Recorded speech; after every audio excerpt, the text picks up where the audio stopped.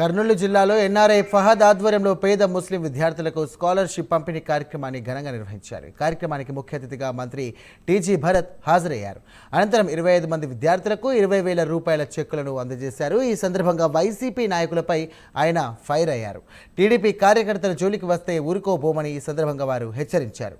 వచ్చే ఎన్నికల్లో వైసీపీకి ఆ 11 సీట్లు కూడా రావని టీజీ భరత్ జోస్యం చెప్పారు.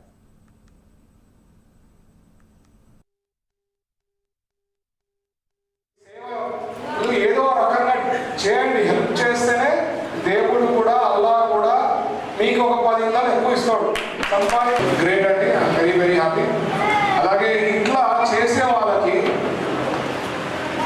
2 బ్యానర్లు కట్టినారన్న ఈ మధ్య.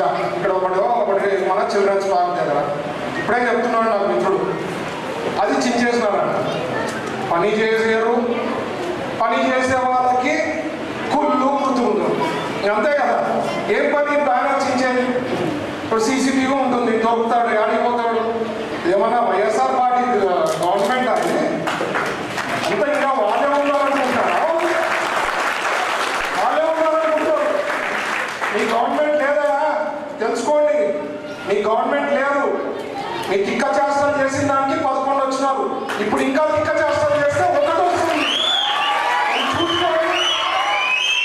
చూసుకొని బిహేవ్ చేయాలని ఆ సైడ్ నుంచి రిక్వెస్ట్ చేస్తున్నా.